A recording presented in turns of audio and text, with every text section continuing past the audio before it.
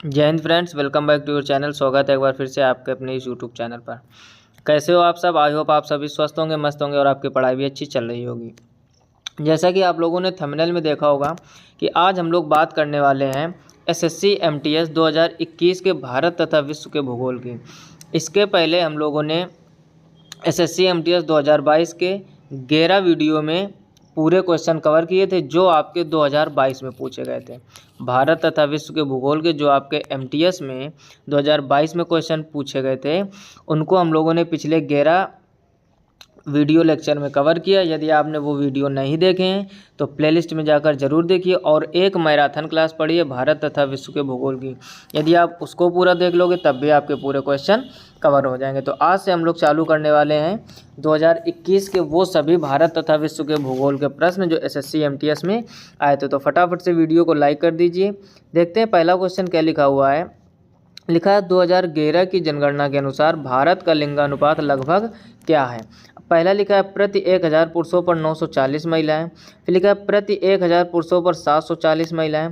फिर प्रति 1000 पुरुषों पर 840 महिलाएं और फिर प्रति 1000 पुरुषों पर 640 महिलाएं। तो इसका ऑप्शन आपका ए सही हो जाएगा, यानी प्रति 1000 पुरुषों पर 940 महिलाएं। ये था लिंगानुपात।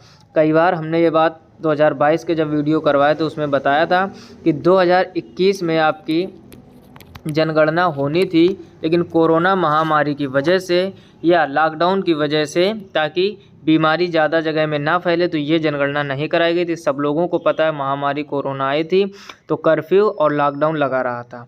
तो अब भारत में कभी कभार ऐसा क्वेश्चन पूछा जाता है कि ये जो जनगणना होती है या भारत की जनसंख्या वाली जनगणना कितने वर्षों में प्रत्येक होती है, तो ये होती है आपकी 10 वर्षों में। ये भी पॉइंट आपको याद रखना, यानी हर 10 वर्ष में भारत में जनसंख्या की जनगणना होती है। तो 2011 के बाद 21 में होनी थी तो महामारी की वजह से नहीं हो पाई। इस वजह से आपके जो भी जनगणना से रिलेटेड क्वेश्चन बनेंगे वो सब आपके 2011 से ही बनेंगे।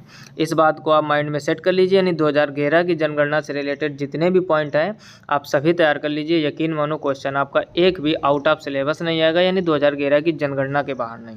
समझ गए बात को? तो देखो होता क्या है, क्वेश्चन को पढ़ना, उसका आंसर पढ़ना सिर्फ अच्छी तैयारी नहीं होती है। अच्छी तैयारी वो होती है जब आपको क्वेश्चन मिल जाए उसके राउंड फिगर में जितने क्वेश्चन या उस टॉपिक से रिलेटेड जितने क्वेश्चन बन सकते हैं उन सबका नॉलेज आपको होना चाहिए। तो फिलहाल में इसका आंसर कौन सा सही हो जाएगा? पहला, यानी प्रति 1000 पुरुषों पर 940 महिला है। नेक्स्ट क्वेश्चन देखिए। दूसरा लिखा हुआ है सैम आग्नेय चट्टान के उदाहरण की चर्चा करता है, यह निम्नलिखित में से कौन सा हो सकता है। यानी जो सैम आग्नेय चट्टान है क्या यह सैम आग्नेय चट्टान के उदाहरण की चर्चा करता है, यह निम्नलिखित में से कौन सा हो सकता है। पहला ऑप्शन दिया गया है संगमरमर यानी मार्बल। दूसरा लिखा है बलुआ पत्थर यानी सैंडस्टोन। फिर लिखा हुआ चूना पत्थर यानी लाइमस्टोन और फिर लिखा हुआ असिताश्म यानी बैसाल्ट। तो इसका ऑप्शन आपका डी ही सही हो जाएगा, यानी असिताश्म। समझ गए ना बात को? यानी जो सैम आग्नेय चट्टान है ये कह रहा है के उदाहरण की चर्चा करता है, ये निम्नलिखित में से कौन सा हो सकता है, तो वो होता है आपका असिताश्म या जिसको हम लोग बैसाल्ट भी कहते हैं। नेक्स्ट क्वेश्चन देखिए आप, 3 नंबर लिखा हुआ है निम्नलिखित में से कौन सी भारतीय रेगिस्तान की एकमात्र बड़ी नदी है। यानी जो भारतीय रेगिस्तान की एकमात्र वो कौन सी बड़ी नदी है। पहला लिखा हुआ है कोसी नदी, फिर लिखा हुआ है लूनी नदी, फिर लिखा हुआ है बनास नदी और फिर लिखा हुआ है बेतवा नदी। तो इसका ऑप्शन बी सही हो जाएगा, यानी लूनी नदी। ध्यान दो जरा, भारतीय रेगिस्तान की एकमात्र बड़ी नदी पूछा गया तो वो है आपकी लूनी नदी। नेक्स्ट क्वेश्चन देखिए, 4 नंबर लिखा हुआ है 2011 की जनगणना के अनुसार निम्नलिखित में से कौन सा भारत का सर्वाधिक जनसंख्या वाला महानगरीय शहर है। फिर देखो आ गया वही क्वेश्चन, हमने बार बार बताया उसको, जब भी आपको क्वेश्चन आएगा जनगणना से रिलेटेड तो वो 2011 का ही होगा। अब आपसे पूछा गया कि जो 2011 की जनगणना हुई थी उसमें कह रहा है कौन सा भारत का सर्वाधिक जनसंख्या वाला महानगरीय शहर है, यानी वो कौन सा शहर है जहाँ जनसंख्या सबसे ज़्यादा रहती है।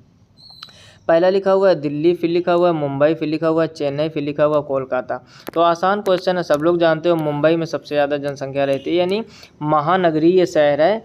आप देखे होगे फिल्म वगैरह के जो भी हमारे नायक और नायिका होते हैं या सेलिब्रिटी होते हैं ज़्यादातर मुंबई में ही रहते हैं और मुंबई में बिल्डिंगें बहुत बड़ी बड़ी बनी होती है। ठीक एक एक जगह पर एक एक बिल्डिंग कम से कम 20-20, 30-30 खंड की होती है, उसमें कितने लेगो रहते होंगे। तो यहीं से आप कॉमन सेंस भी अगर थोड़ा है आपके अंदर तब भी आप ऑप्शन सही कर पाओगे।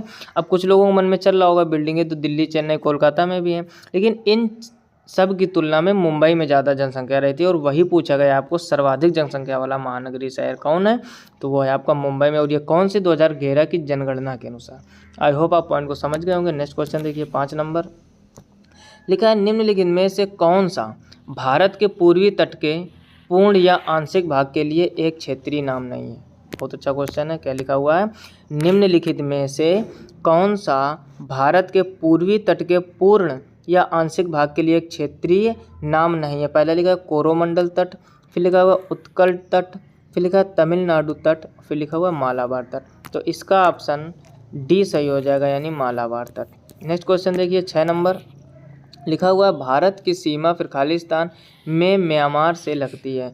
यानी भारत की सीमा म्यांमार से लगती है तो उसका आपको दिशा बतानी। पहला लिखा है दक्षिण, फिर लिखा है उत्तर, फिर लिखा हुआ है पश्चिम, फिर लिखा है पूर्व। तो अब देखो इस क्वेश्चन का आंसर हो जाएगा पूर्व, लेकिन इसको आप मैप से समझने का प्रयास कीजिए तो ज़्यादा अच्छा समझ में आएगा। ठीक है, यहाँ पे थोड़ा हम रफली मैप बनाने का प्रयास करेंगे, हो सकता है थोड़ा गलत भी बन जाए, लेकिन आप थोड़ा सा समझने का प्रयास करना। तो इंडिया का जो मैप होता है कुछ इस टाइप से होता है।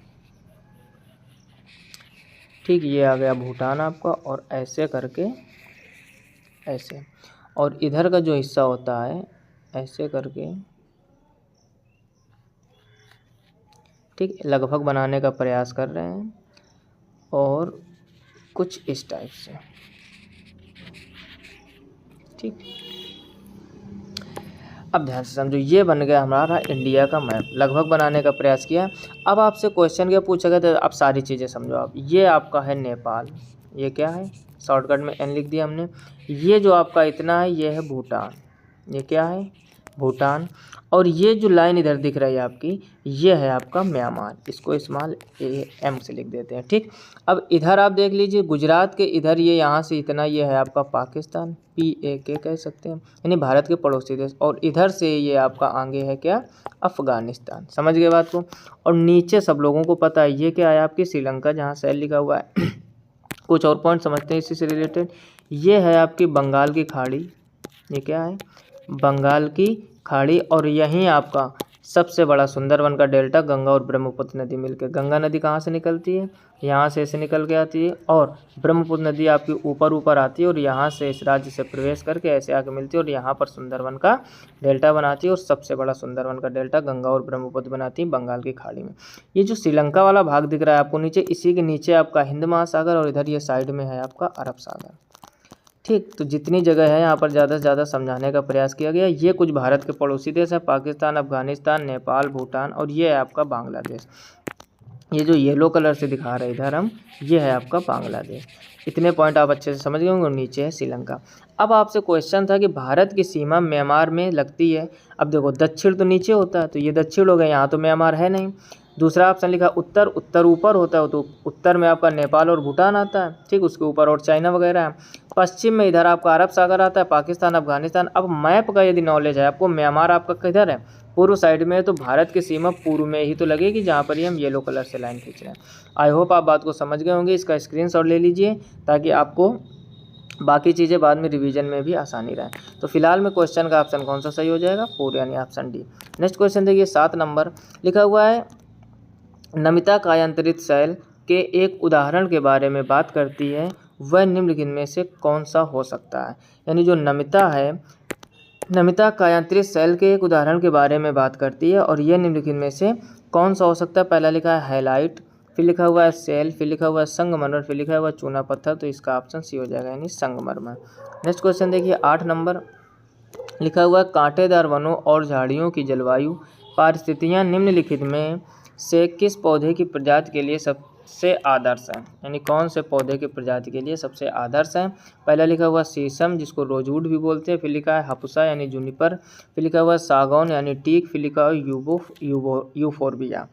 ठीक, तो अब आपसे क्वेश्चन क्या किया गया था कि कांटेदार वनों और झाड़ियों की जलवायु परिस्थितियाँ निम्नलिखित में से किस पौधे की प्रजाति के लिए सबसे आदर्श है, तो वो है आपका यूफोर्बिया।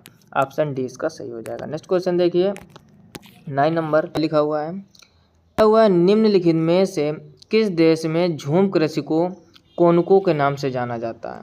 पहला लिखा है वियतनाम, ये नहीं होगा। दूसरा लिखा है मेडागास्कर, नहीं होगा। अब 2 ऑप्शन इसके नेक्स्ट स्लाइड में होंगे। फिलहाल में आपका आंसर इसमें हो जाएगा वेनेजुएला, ठीक है ना, वेनेजुएला आप लिख लीजिए नोट पॉइंट में। कह रहा है निम्नलिखित में से किस देश में झूम कृषि को कोनुको के नाम से जाना जाता है? तो जो झूम कृषि होती है इसको कोनुको के नाम से जाना जाता है वेनेजुएला में। नेक्स्ट ऑप्शन देखते हैं। अगला ऑप्शन दिया अमेरिका, फिर लिखा हुआ वेनेजुएला, तो ऑप्शन डी इसका सही हो जाएगा, यानी वेनेजुएला में झूम कृषि को कोनुको के नाम से जाना जाता है। नेक्स्ट क्वेश्चन देखिए 10 नंबर क्या लिखा हुआ है। लिखा है 2011 की, फिर देखो 2011 की जनगणना से हमने क्या बोला, आएगा तो वहीं से क्वेश्चन बनेगा। 2011 की जनगणना के अनुसार केरल की साक्षरता दर कितनी थी? अनुमानित सीमा बताया। पहला लिखा 80 से 85%, फिर लिखा 96 से 100%, फिर लिखा हुआ 86 से 90%, फिर लिखा 91 से 95%। तो सब लोग जानते हो सबसे ज़्यादा साक्षरता दर केरल में है और वो 2011 की जनगणना में थी 91 से 95%, यानी 100 में 91 से 95 लोगों के बीच में लगभग पढ़े लिखे लोग हैं। साक्षरता का मतलब क्या होता है? सबसे ज़्यादा पढ़े लिखे लोग किस राज्य में भारत के, वो है आपका केरल, और वहाँ साक्षरता दर कितनी 91 to 95%। अच्छा पॉइंट है, कई बार क्वेश्चन बन सकता है और एग्जाम में भी कई बार आया है। नेक्स्ट क्वेश्चन देखिए 11 नंबर लिखा हुआ जनसंख्या में प्रति 1000 पुरुषों पर महिलाओं की संख्या को फिर खाली स्थान कहा जाता है। यानी जो अभी आपने पहला क्वेश्चन किया था कि भारत में प्रति 1000 पुरुषों पर 940 महिलाएं, जिसको हम लोग लिंगानुपात बोलते हैं, तो कह रहा है इसको कहते क्या है? अभी वही समझ जाओ, बोल तो दिया हमने क्या कि पहला लिखा जन्म दर, फिर लिखा साक्षरता दर, फिर लिखा लिंगानुपात, तो ऑप्शन सी सही हो जाएगा। पहला ही क्वेश्चन था आपका, यानी हमने क्या बोला कि जनसंख्या में प्रति 1000 पुरुषों पर महिलाओं की संख्या को क्या कहते हैं? तो ये लिंगानुपात होता है, यानी 1000 पुरुषों के लिए। और एक चीज़ क्वेश्चन कभी कभार एग्जाम में पूछा जाता है कि भारत में लिंगानुपात कितने लोगों पर चेक किया जाता है? तो वो 1000 लोगों पर। बहुत कन्फ्यूजन होता है क्योंकि बाकी सभी चीज़ें आपकी, बाकी सभी परसेंटेज आपके 100 पे निकाले जाते हैं, लेकिन जो लिंगानुपात है वो 1000 पुरुषों पर देखा जाता है। और भारत में कितनी महिलाएं हैं? 940 महिलाएं, यानी 1000 पुरुषों के लिए 940 ही महिलाएं बनी, 60 महिलाएं कम हैं। इसका मतलब 60 लोगों का विवाह के लिए महिलाएं हैं ही नहीं। ऐसे आप देसी लैंग्वेज में समझ सकते हो, तो उसको हम लोग क्या बोलते हैं? लिंगानुपात। इसका मतलब ये है कि प्रत्येक 1000 पुरुषों पर कितनी महिलाएं हैं? 940, यानी जो 60 लोग हैं। तभी देखा होगा भारत में आप ऐसी कोई लड़की या ऐसी कोई महिला नहीं होगी जिसका विवाह ना हो, लेकिन पुरुष आपको बहुत से ऐसे मिल जाएंगे जिनकी शादी नहीं होती है या जिनका विवाह नहीं होता। तो आप यहीं से समझ लो कि जो जनगणना थी उस जनगणना में 1000 लोगों पर कितनी महिलाएं हैं? 940 महिलाएं। तो 60 लोग बच रहे हैं ना, तो ये 60 पुरुष, इनकी शादी के लिए कोई महिला या लड़की है ही नहीं। बात को समझ गए होंगे आप। तो इसी वजह से कह रहे हैं सब लोग, जितने भी लड़के लड़कियां सब लोग पढ़ रहे हो, पॉइंट को आप एक अच्छा रिलेट करके पढ़िए कि क्या चीज़, उस पॉइंट का अर्थ क्या है, उसको चीज़ों को समझना सीखो, कभी गलत नहीं होगा। केवल ऐसे रट्टा मत मारो कि 1000 पुरुषों पर 940 महिलाएं, उसका अर्थ भी आना चाहिए कि ये है क्या। तो लड़के खास तौर पे मेहनत से पढ़ो ना, आगे आप भविष्य अपना समझ सकते हो कि 1000 पर 940 का औसत चल रहा है, 60 लोगों ऐसे ही रह जाना है। समझ गए ना बात को? तो मेहनत से पढ़ते रहिए, जब तक आप सफल नहीं होगे, जब तक आपके पास सफलता नहीं होगी, अच्छी जॉब नहीं होगी, तब तक शादी होने के चांस भी कम हो रहे हैं। दिन प्रतिदिन लोगों के साथ यही हो रहा है, और 60 लोग तो वैसे भी मानक में कम है। खैर नेक्स्ट क्वेश्चन देखते हैं 12 नंबर क्या लिखा हुआ। अप्रैल 2022 तक उपलब्ध जानकारी के अनुसार भारत के पड़ोसी देश भूटान की राजधानी कौन सा शहर है? अब ध्यान से समझो क्वेश्चन क्या कह रहा है आपकी। अप्रैल 2022 तक उपलब्ध जानकारी के अनुसार भारत के पड़ोसी देश भूटान की राजधानी कौन सा शहर है, यानी भूटान की राजधानी कौन? पहला लिखा हुआ बीजिंग, फिर लिखा हुआ ढाका, फिर लिखा हुआ थिम्पू, फिर लिखा है पारो। तो सब लोग जानते हो भूटान की राजधानी क्या है? थिम्पू। और ढाका किसकी है? यह बांग्लादेश की राजधानी। और चीन की क्या है? बीजिंग। और पारो किसकी? आप कमेंट बॉक्स में कमेंट करके बताओ। सब कुछ हम ही नहीं बताएंगे, कुछ आप कमेंट बॉक्स में भी कमेंट करते रहो ताकि हमको भी पता चले कि आपकी कुछ ना कुछ तैयारी चल रही है। चीन की है बीजिंग, बांग्लादेश की ढाका, भूटान की थिम्पू, पारो किसकी है? कमेंट बॉक्स में कमेंट करके बताइए। नेक्स्ट क्वेश्चन देखिए 13 नंबर लिखा हुआ है भारत की निम्नलिखित में से कौन सी नदी बंगाल की खाड़ी में गिरती है? अभी बताया था बंगाल की खाड़ी कहाँ पर है आपकी, और कौन सी नदी वहाँ गिरती? पहला लिखा गोदावरी, फिर लिखा है ताप्ती, फिर लिखा है माही, फिर लिखी नर्मदा। तो इसका ऑप्शन ए सही हो जाएगा, गोदावरी। अब देखो गोदावरी से रिलेटेड आप पॉइंट क्या समझना है कि गोदावरी नदी तो आपकी बंगाल की खाड़ी में गिरती है, और साथ में गंगा और ब्रह्मपुत्र नदी भी वहीं गिरती है और सुंदरवन का बड़ा डेल्टा बनाती हैं। लेकिन अगर बात करें ये तापी और नर्मदा जो नदी है आपकी, ये उल्टा प्रवाहित होती है। नर्मदा और ताप्ती दो नदी आपको ध्यान रखना है, नर्मदा और ताप्ती। ये दो नदियाँ पूर्व से पश्चिम की ओर बहती हैं, बाकी सभी नदियाँ पश्चिम से पूर्व की ओर। और ये पूर्व से पश्चिम की ओर बहती है, इसी वजह से ये अरब सागर में गिरती हैं। ये भी पॉइंट कभी कभार एग्जाम में बन जाता है, तो आप ढंग से इसको पढ़ लीजिए। फिलहाल में इसका ऑप्शन क्या सही हो जाएगा, इसका ऑप्शन सही हो जाएगा ए नंबर यानी गोदावरी। क्लियर पॉइंट, ठीक। तो इसका ऑप्शन क्या सही हो जाएगा, ए यानी गोदावरी। नेक्स्ट क्वेश्चन देखिए 14 नंबर, पहले ही ब्लैंक दिया है, फिर लिखा है में सभी निर्जीव घटक शामिल होते हैं जैसे हवा, बादल, धूल, भूमि, पहाड़, नदियाँ, तापमान, आर्द्रता, जलवाष्प, रेत इत्यादि। फिर से पढ़ लो क्वेश्चन।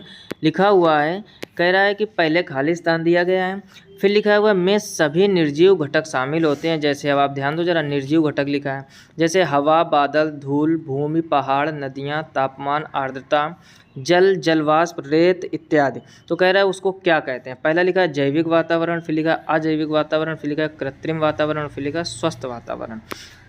तो इसका ऑप्शन बी सही हो जाएगा, यानी अजैविक वातावरण। नेक्स्ट क्वेश्चन देखिए 15 नंबर, लिखा है समुद्री जल के ऊपर लगभग ऊर्ध्वाधर उठे हुए ऊंचे शैलीय तटों को फिर खाली स्थान कहते हैं।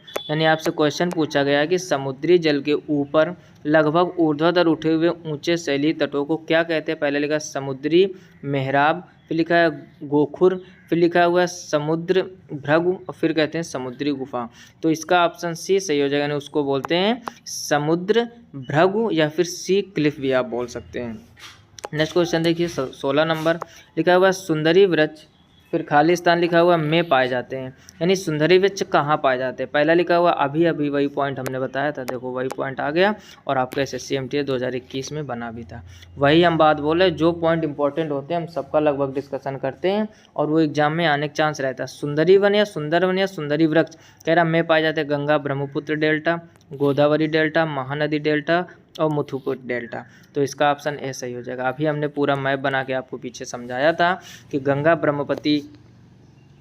ब्रह्मपुत्र मिलकर सुंदरवन का डेल्टा या सुंदरी वृक्ष का डेल्टा भी आप कह सकते हैं बनाते, तो आसान क्वेश्चन है, ए ऑप्शन सही हो जाएगा। नेक्स्ट क्वेश्चन देखिए 17 नंबर, लिखा हुआ है अविकसित और तकनीकी रूप से पिछड़े समाज में जनसंख्या वृद्धि, फिर लिखा है कम क्यों है। क्या क्वेश्चन है, यानी क्वेश्चन आपसे कह रहा है अविकसित यानी जो विकसित नहीं है और तकनीकी रूप से पिछड़े समाज में जनसंख्या वृद्धि कम क्यों है। पहला लिखा क्योंकि लोग अविकसित देशों से पलायन करते हैं, फिर लिखा हुआ क्योंकि मृत्यु दर और जन्म दर दोनों अधिक होती हैं, फिर लिखा हुआ क्योंकि ऐसे देशों में जनसंख्या वृद्धि से संबंधित सरकारी नीतियाँ सामान्यतः सख्त होती हैं, और फिर लिखा हुआ क्योंकि मृत्यु दर और जन्म दर दोनों कम होती हैं। तो इसका ऑप्शन जो है आपका वो बी सही हो जाएगा, क्योंकि मृत्यु दर और जन्म दर दोनों अधिक होती हैं, इस वजह से अविकसित और तकनीकी रूप से पिछड़े समाज में जनसंख्या वृद्धि कम होती है, यही मुख्य कारण है। नेक्स्ट क्वेश्चन देखिए 18 नंबर में लिखा हुआ है, लिखा है पृथ्वी की महासागरीय ऊपरी परत क्रस्ट जिसको कहते हैं में मुख्य रूप से खाली स्थान होते हैं। यानी पृथ्वी की महासागरीय ऊपरी परत यानी क्रस्ट में क्या होते हैं। पहला लिखा सिलिका और एल्यूमिना, फिर लिखा मैग्नीशियम और निकिल, फिर लिखा सिलिका और मैग्नीशियम, फिर लिखा लोहा और एल्यूमिनियम। तो इसका ऑप्शन आपका सी सही हो जाएगा, यानी सिलिका और मैग्नीशियम होता है। आपसे क्वेश्चन पूछा गया कि पृथ्वी की महासागरीय ऊपरी परत या क्रस्ट में मुख्य रूप से क्या होते हैं, तो सिलिका और मैग्नीशियम। नेक्स्ट क्वेश्चन देखिए 19 नंबर में लिखा हुआ है निम्न हिमालय और शिवालिकों के बीच स्थित अनुदैर्घ्य घाटी को कहते हैं। यानी आपसे क्वेश्चन पूछा गया कि निम्न हिमालय और शिवालिकों के बीच स्थित अनुदैर्घ्य घाटी को क्या कहते हैं। पहला लिखा है हाना, फिर लिखा है सिंध, फिर लिखा है कांगड़ा, फिर लिखा है दून।